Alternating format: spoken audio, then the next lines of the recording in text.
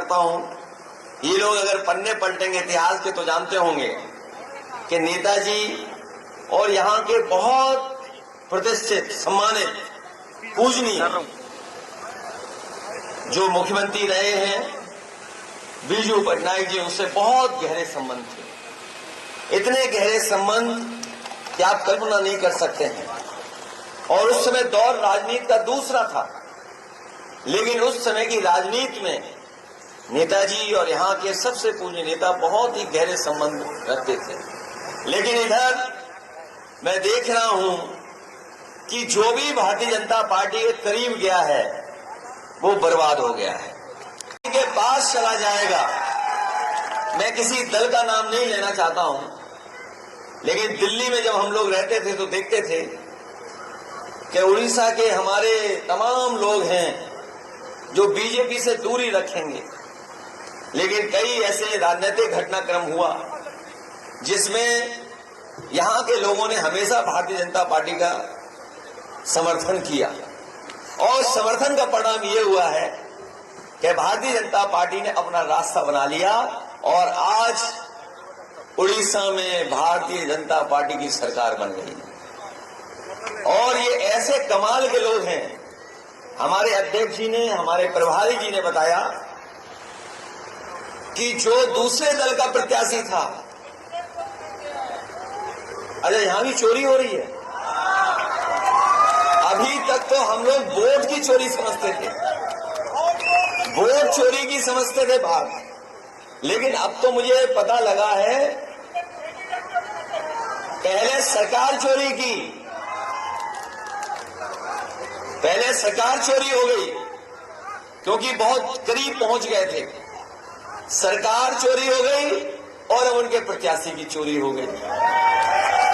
पिछड़ों को सम्मान मिल ही रहा है, हक ही नहीं मिल रहा है। और अपने आदिवासी भाइयों को हम कहना चाहते हैं, अपनी बहनों को कहना चाहते हैं, हमारे पीडीए में ए का मतलब आदिवासी भी है। जो हमारा पीडीए है तभी पूरा होता है जब उसमें ए आदिवासी भाई बहन जुड़ जाते हैं। जो संविधान हमारा है और आरक्षण को बचाना है, संविधान जब बचेगा तब हमारा आरक्षण बचेगा। अगर चीजें बिकने लगेंगी, प्राइवेट हाथों में चली जाएंगी, तो हमारा आरक्षण छिन जाएगा, हमें आरक्षण नहीं मिलेगा। इसलिए हम लोग संविधान और आरक्षण को बचाने के लिए जागरूकता लाने का काम हम लोग उड़ीसा में करने का काम करेंगे। ये 1,20,00,000 की अवैध शराब और गांजा पकड़ा गया है, क्या ये बात सच है? पत्रकार साथियों, अरे हमें लखनऊ में पता लग गया हमें पता लगा है कि अखबारों में खबर छपी है कि 1,20,00,000 की अवैध शराब और गांजा पकड़ा गया है। यहां डबल इंजन क्या कर रहा है? क्या डबल इंजन, क्या यही बात है कि एक इंजन शराब संभाल रहा है, दूसरा गांजा संभाल रहा है? मुझे सबसे ज्यादा खुशी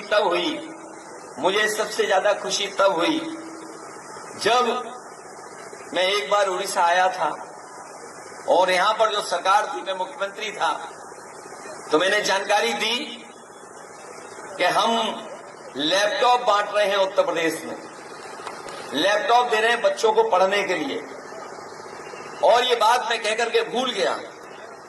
उसके बाद जब कुछ सालों बाद मैंने जब अखबार का पन्ना खोला तो मैंने उस अखबार में विज्ञापन देखा कि वर्क स्पीक्स, हिंदी में जो हम नारा दिया करते थे कि काम बोलता है, वो उड़ीसा में भी बोल रहा था। और जो हम लोग लैपटॉप दे रहे थे वो वर्क स्पीक्स में लैपटॉप यहां बांटने का काम हो रहा था।